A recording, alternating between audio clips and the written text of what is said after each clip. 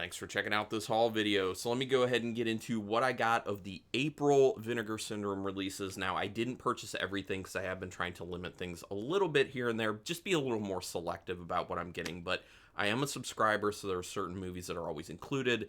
Plus, I purchased the Cinematograph release that they had for April. So there we go. Also, if you're noticing that my mouth isn't opening as wide as it typically does, I actually have a rubber band in now on my braces, so that's why. But I'm doing my best to talk as normally as I can. But anyway, yeah, so here we are with what we have. But first, I want to go ahead and let you know that I also am starting to dip my toes in a little bit with the Melusine releases, which a lot of people might not know or forget that Vinegar Syndrome has a sister site that is adult titles. And for a while, I wasn't really into it, but I've been listening to the Rialto Report, which is a podcast about just interviewing people who were involved in the adult film industry in the 70s and 80s, and it's kind of piqued my interest. Also, YouTuber Celeste De La Cabra has really been advocating, hey, these are like legitimate films too, and people shouldn't forget about them. So I have been dipping my toes in a little bit, so let me first show you what I picked up. I can't show you like the entire packaging because there is nudity in there, but just to let you know, I will be doing like short reviews on these movies when I watch them, but not on my regular, well, not available to everyone on my channel. It'll just be at the possession level of channel membership, because I don't want it mixed in with everything else, because I know, adult titles aren't for everyone, so I kind of want to keep it kind of separated. So if you are interested in something like that, in addition to all the kind of like vlog style videos, like short videos that I put up just for the possession level members, which are the top tier membership for my YouTube channel, you can do that. Also, feel free to let me know if you are interested in it. Would you not want like short reviews? Would you want like one big review like I do for the ranking and reviews of the Vinegar Syndrome monthly releases? Which obviously, reminder, I will be doing a video on these regular releases by Vinegar Syndrome for April in a few weeks of ranking them and reviewing them as releases and just as movies as well. But yeah, just let me know. So I'll just let you know what's coming up for the Possession members. Sex World I picked up, which is one of their 4Ks, which I think is like a takeoff of what the Westworld concept. Another one, just Blu-ray, Deep Inside Annie Sprinkle. This is actually a Quality X release, which I think, and this one's Picorama, which is a part of Vinegar Syndrome, but yeah, Quality X. And then I have their Melusine proper releases. The Tale of Tiffany Lust is that one, which I already have watched this one, so I'll be putting up a short review on that pretty quick. Then they sent me an incorrect one, and I had to email them and be like, I did not purchase this one. It was something instead. And that is The Image. I did not purchase The Image, but they let me just keep it and sent me what I actually purchased, which was Blonde Ambition. So, yeah, now I have a extra one, which I'll go ahead and watch it and review it. So, and I can see where they would get confused packaging it, because they're kind of similar, and I'm sure they're working kind of fast and hard when I'm holding these up. Kind of funny. I'm sure they're working kind of fast and hard to kind of get stuff out, so they're not like looking super closely. But yeah, so those are all the adult titles that I will be watching and reviewing through my top membership.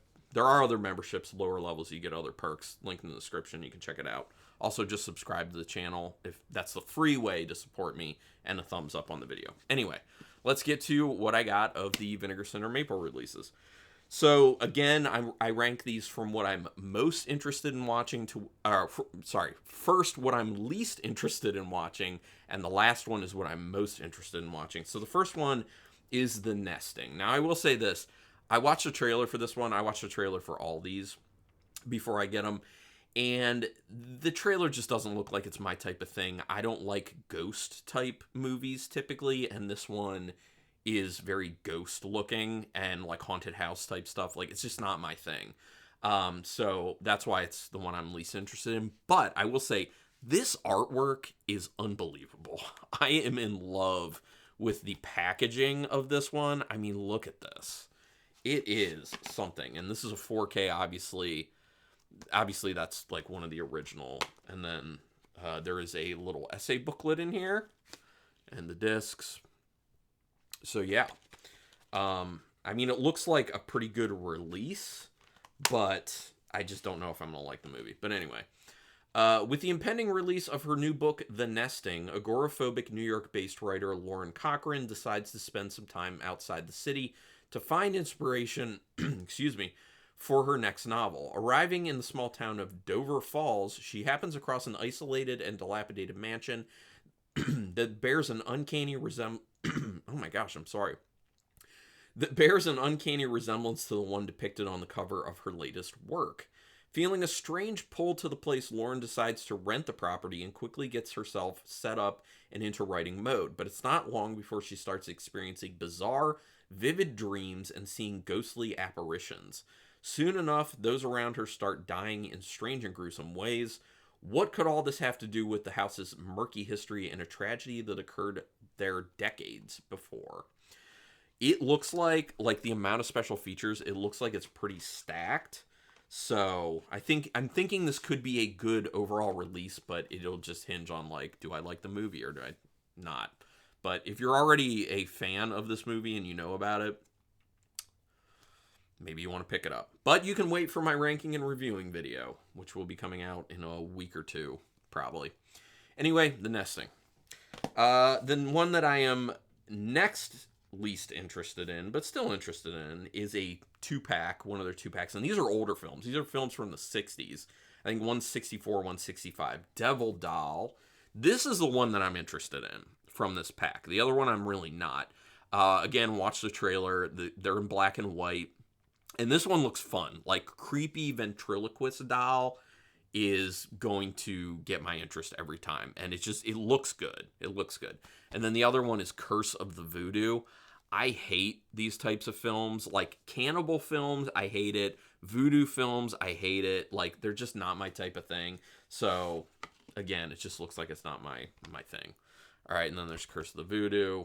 And then, essay booklet on the inside. There's no disc in here because I already have been watching it, and it's in my player, so I kind of forgot to put it in there. But there's an essay booklet. You know me, always into the essays. All right, so let's read about these. First is Devil Doll from 64. Acclaimed magician the great Varelli dazzles audiences with his mastery of hypnosis while shocking them with a strange ventriloquist dummy named Hugo. Determined to uncover Varelli's methods for making Hugo's movement and speech appear so real, reporter Mark English begins a covert investigation. However, nothing can prepare him for the strange and horrifying secret trapped inside the dummy, nor for the murderous actions it will take to be freed. It sounds fun, right? And like I said, the trailer looked fun. And then Curse of the Voodoo from 65. Mike Stacy is a cold-blooded guide to novice big game hunters. While on safari in Africa, he has to clean up the mess of one of his clients shooting a lion they wounded but couldn't kill. But no sooner than moving in to collect the body is he accosted by the local tribesmen who reveal that the lion is their deity and that any man who dares interfere will suffer unimaginable torments. Upon returning to England, Mike is besieged by unrelenting nightmares and a paranoid sense that he's being watched, chased, and hunted like the animals he preys upon.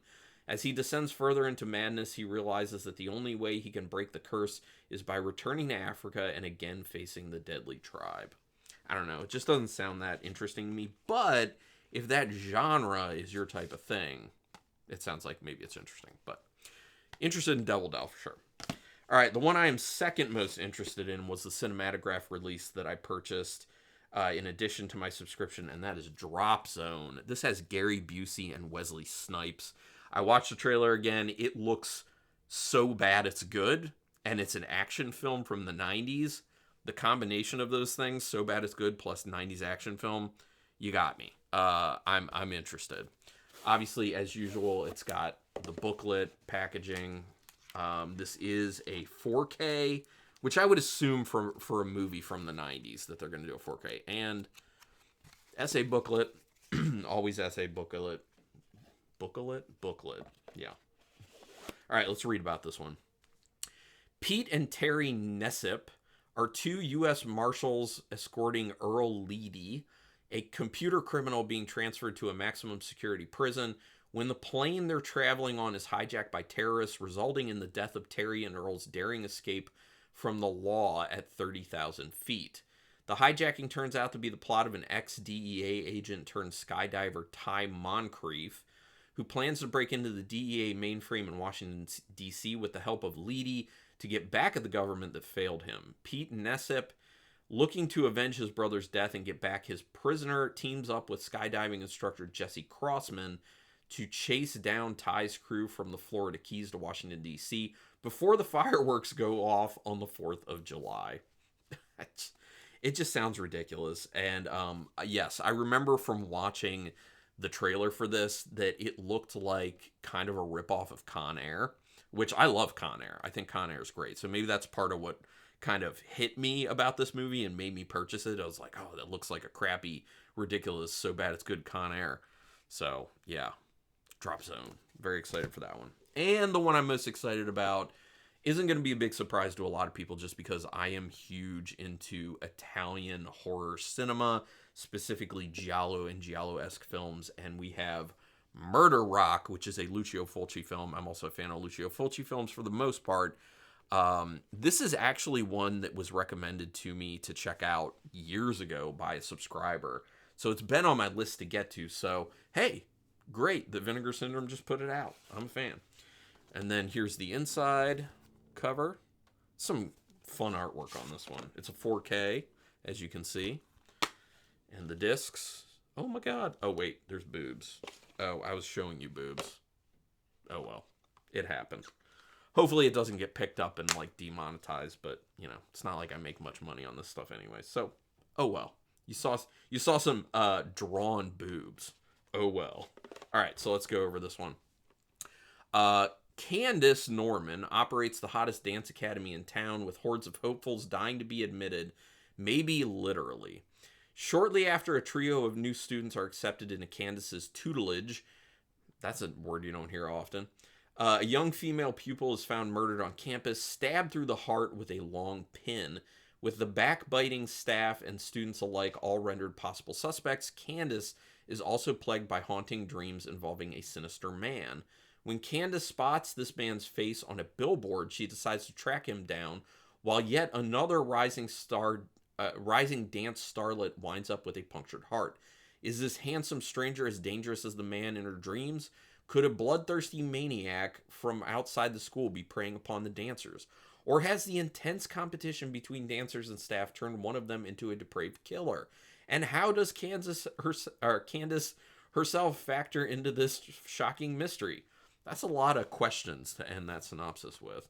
But yeah, Lucio Fulci film, looks like a giallo, looks fun. I'm into it. Also, essay booklet, you guys. You know me. I literally just said it. Into them. So yeah, that's one I'm most excited about. Although I have heard some people say this one's not the greatest.